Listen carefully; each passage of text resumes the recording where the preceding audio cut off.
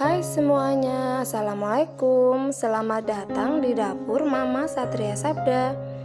Nah, di kesempatan kali ini saya bukan berbagi resep, tapi ingin sharing sedikit pengetahuan tentang perbedaan tepung protein rendah, sedang, dan tinggi. Jangan kemana-mana, tonton terus hingga akhir.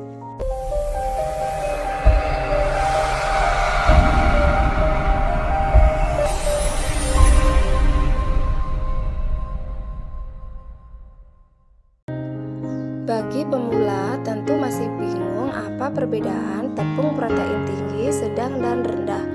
Gak heran karena jenis tepung memang banyak sekali. Nah, biar gak bingung sebelum memasak menggunakan tepung terigu, sebaiknya memahami dahulu perbedaannya. Sebenarnya yang membedakan ketika tepung terigu ini adalah kandungan protein di dalamnya. Semakin tinggi proteinnya, semakin tinggi pula kandungan gluten yang terbentuk pada proses pengolahannya.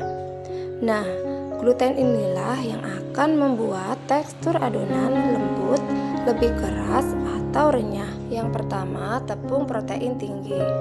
Tepung protein tinggi memiliki tekstur elastis dan gak mudah menyusut saat dalam proses fermentasi. Kandungan proteinnya antara 14% sampai 16%. Tepung terigu ini cocok digunakan untuk mengolah makanan dalam jumlah besar. Dengan menggunakan tepung ini, adonan yang dihasilkan akan kokoh dan menghasilkan tekstur yang kenyal. Contoh menggunakan tepung ini adalah donat, mie, dan roti. Dan kurang cocok untuk digunakan pada pastry maupun kue yang teksturnya lembut dan ringan. Selanjutnya, tepung protein sedang. Tepung terigu protein sedang juga biasa dikenal dengan nama tepung terigu serbaguna. Nah, sesuai dengan namanya, tepung satu ini cocok untuk diolah menjadi berbagai makanan, mulai dari kue seperti kue basah, martabak, pancake maupun waffle. Dengan menggunakan tepung ini, tekstur makanan nantinya tidak mudah hancur. Kandungan proteinnya antara 10% sampai 12%. Di samping itu, berbagai makanan seperti nastar maupun gorengan juga bisa menggunakan tepung protein sedang atau serbaguna ini. Dan yang terakhir, tepung protein rendah.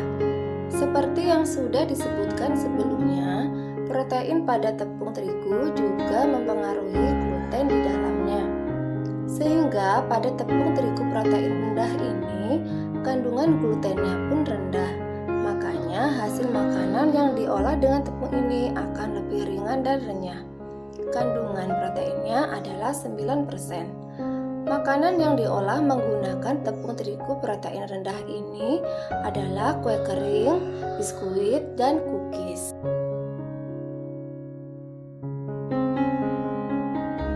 Nah, itu dia 3 macam tepung terigu dibedakan atas proteinnya. Mohon maaf kalau ada salah kata. Semoga ini bermanfaat bagi teman-teman. Terima kasih sudah nonton dari awal hingga akhir. Dan terima kasih yang sudah kasih like dan komennya. Dan terima kasih yang sudah subscribe. Dan yang belum subscribe, jangan lupa subscribe. Dan jangan lupa nonton video saya selanjutnya. Terima kasih. Wassalamualaikum warahmatullahi wabarakatuh.